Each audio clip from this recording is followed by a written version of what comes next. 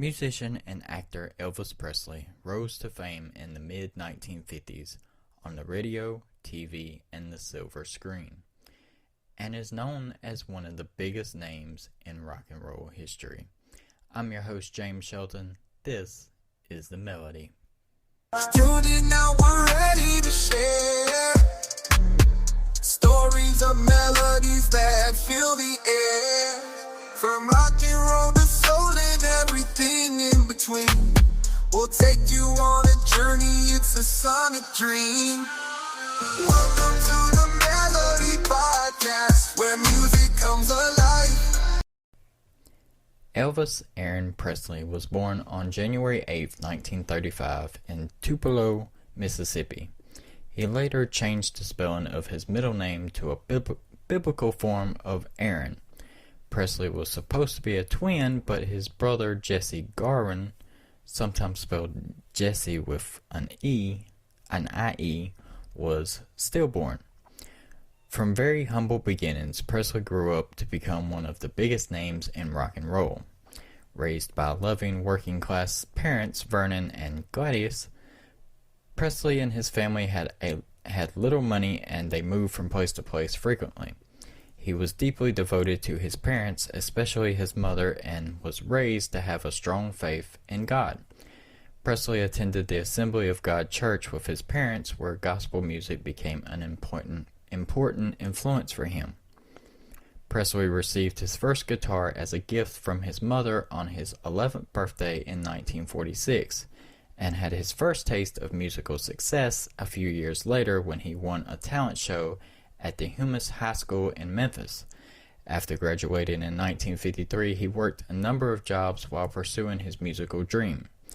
He cut his first demo record at what later became known as Sun Studio that year, and before long, Sam Phillips, the record label owner, decided to take the young performer under his wing. Presley soon began touring and recording, trying to catch his first break. That's Alright was Presley's first single in 1954. In 1955, Presley began to develop a following, with fans being drawn to his unusual musical style. Provocated, gravitating hips and good looks. Couldn't get that out. That same year, he signed with RCA Records, a deal worked out by his manager, Colonial Tom Parker. Presley was on a roll, scoring his first number one single with Heartbreak Hotel, as well as his first number one album. Elvis Presley and signing a music contract with Paramount Pictures, all in 1956. Despite the uproar that his sexy dance moves caused, he also became a popular guest on a number of television variety shows. Soon Presley was everywhere, working as a musician and an actor. His first film, Love Me Tender in 1956, was a box office hit. Throughout his amazing career, Presley helped popularize rock and roll music in America, earning his nickname as the genre's king. He also won 3 Grammy Awards for his gospel recordings, a major musical force.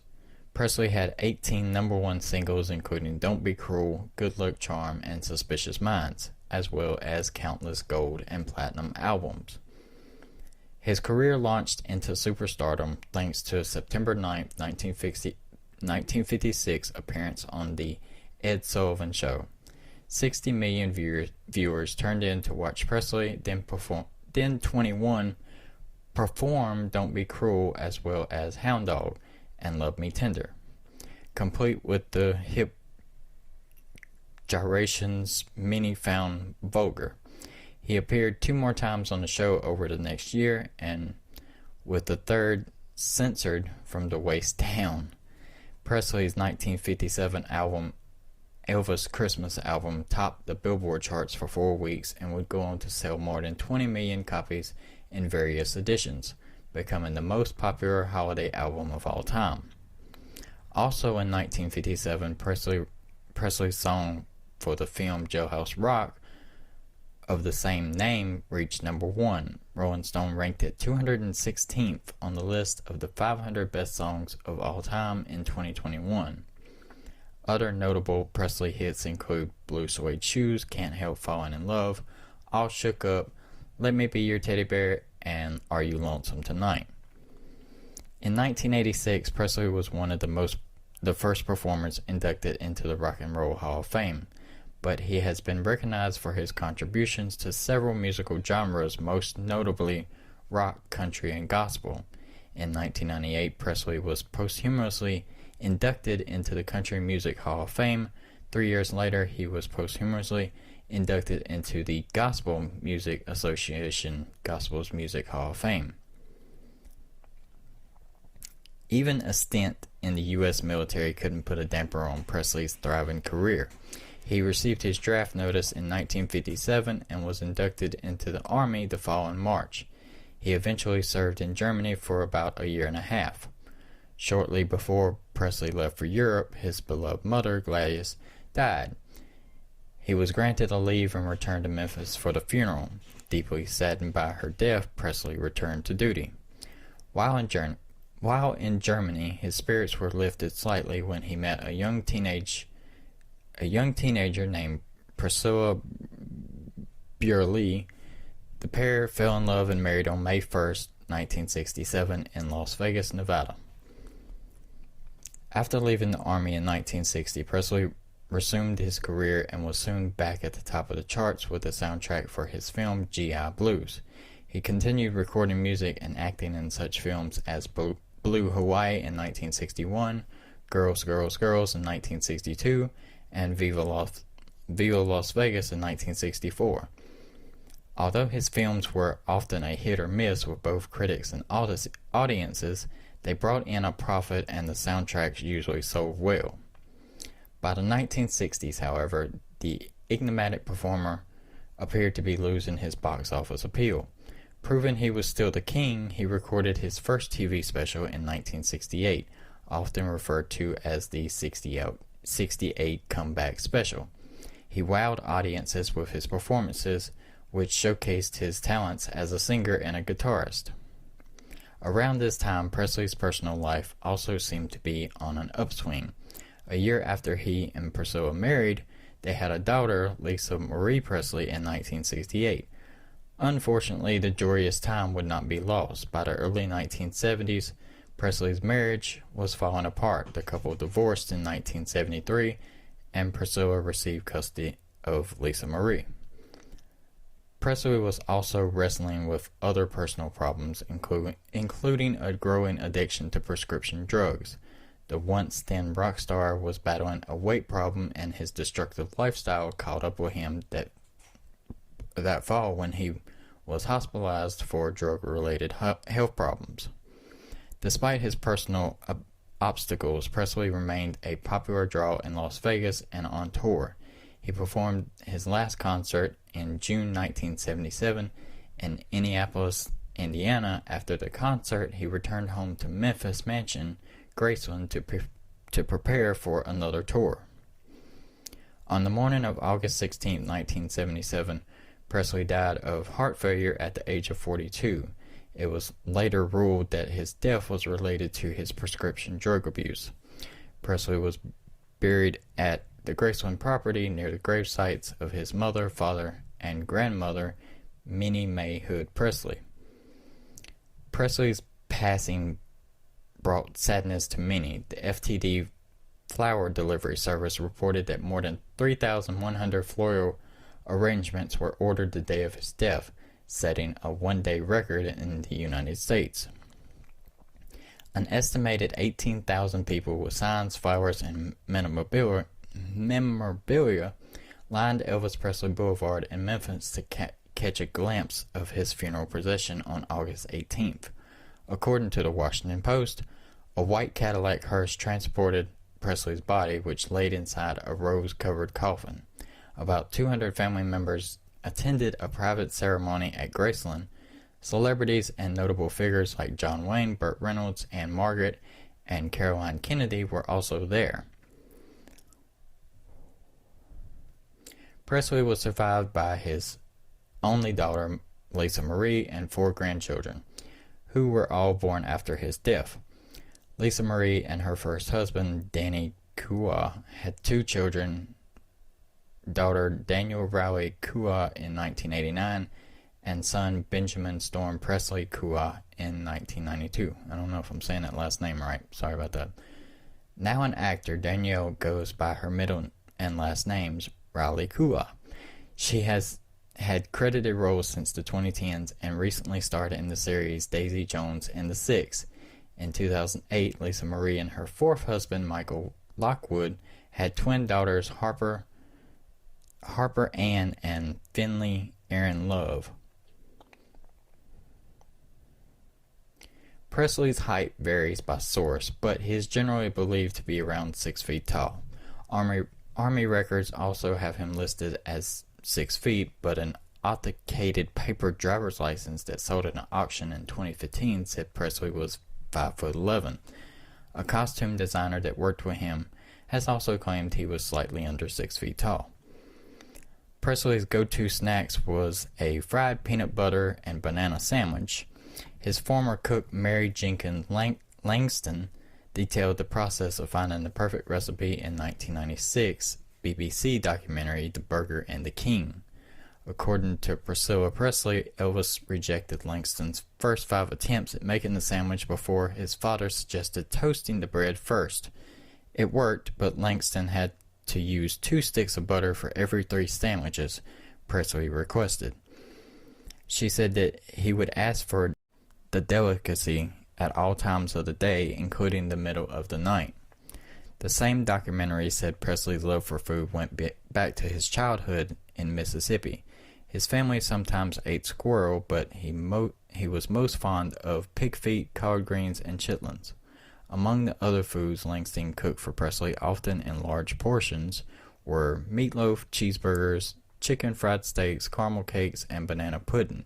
He said that the only thing in life he got any enjoyment out of was eating, Langston said.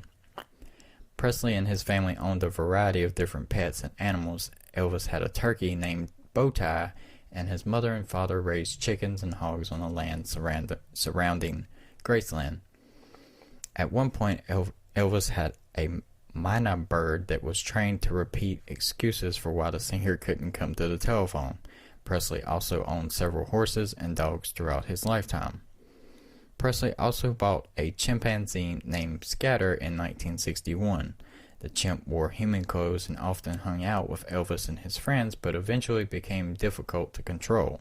He was known to drink alcohol and trash dressing rooms on film sets.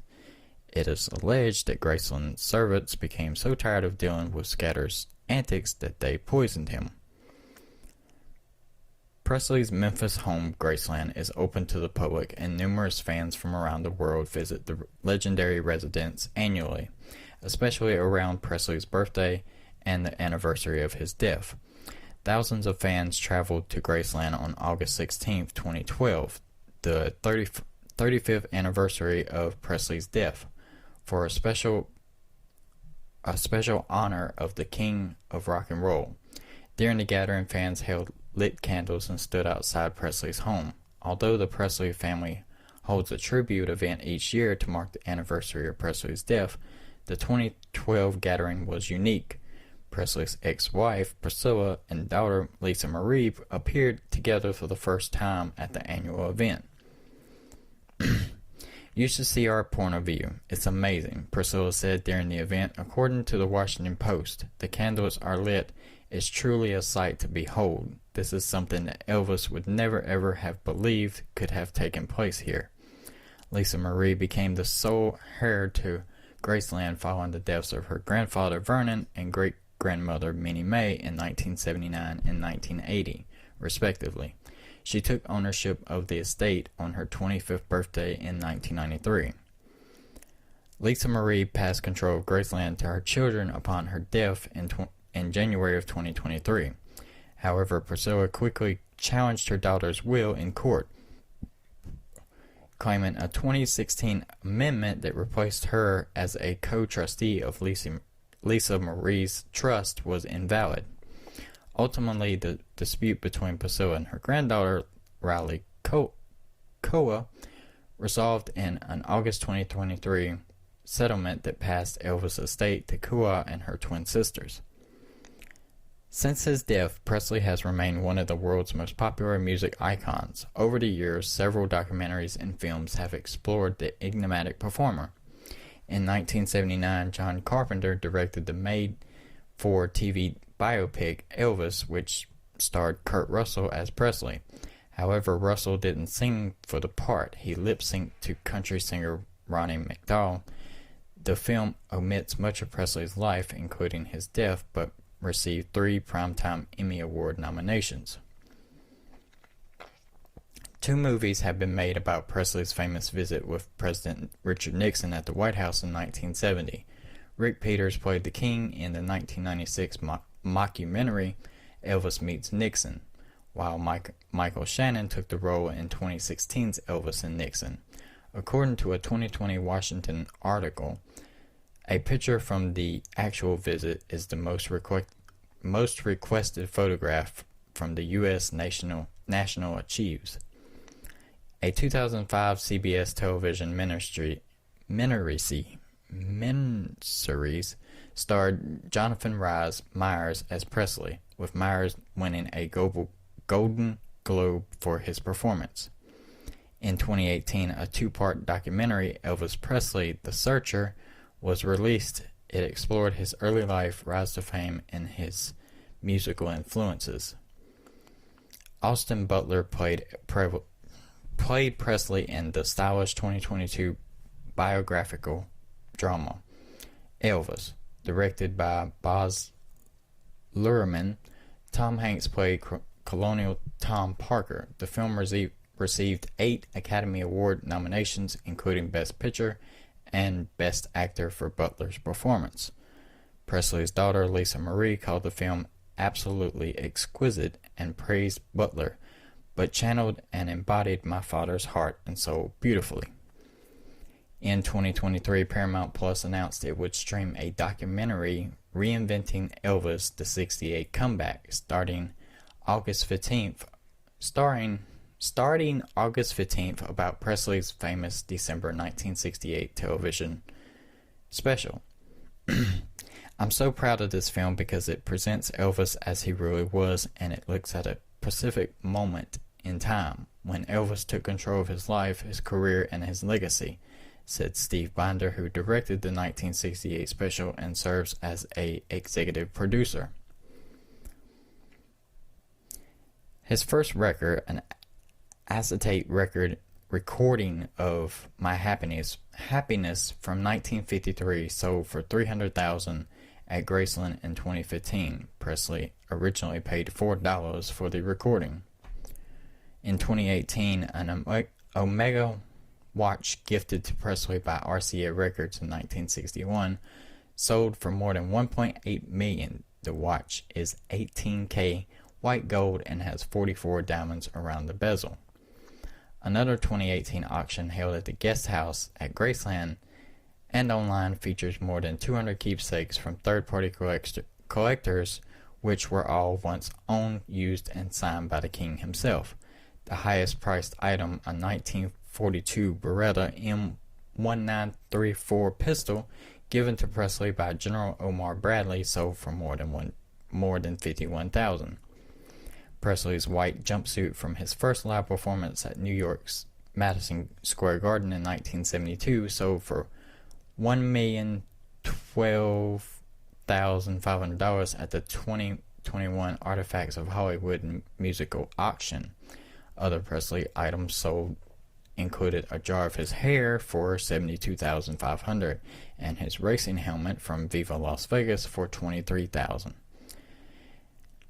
In January of 2023, Presley's 1962 Lockheed Jetstar airplane sold for $286,000 in Florida.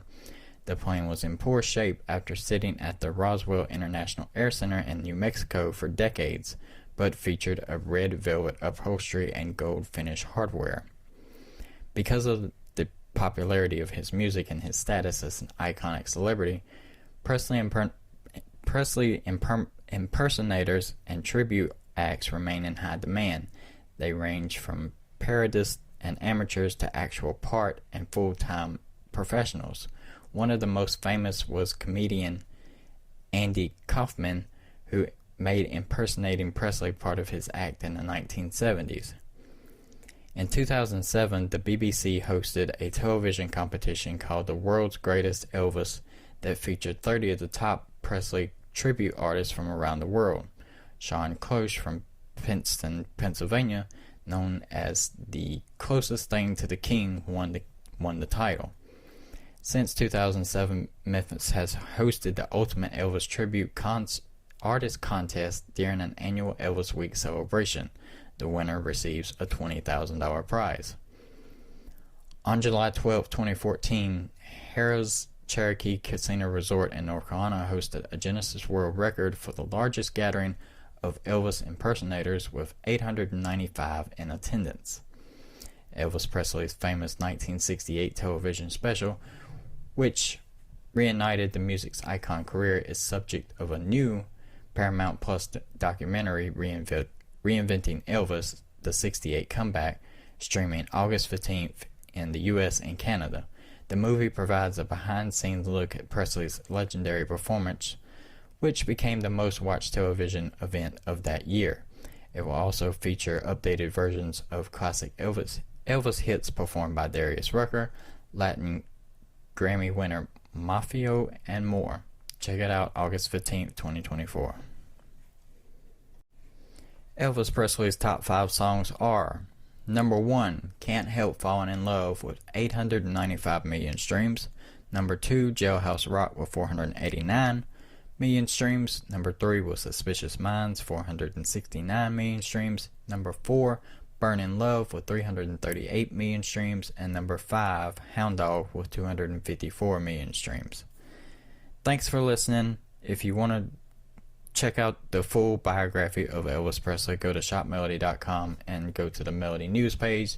You'll see all of our biographies from previous podcast episodes, plus the ones to come out. I hope you enjoyed the podcast. Give us 5 stars, share it with a friend, tell everybody about the greatest music podcast out there, and follow us on social media at the Melody Pod. Thank you for listening. Thank you. Thank you very much.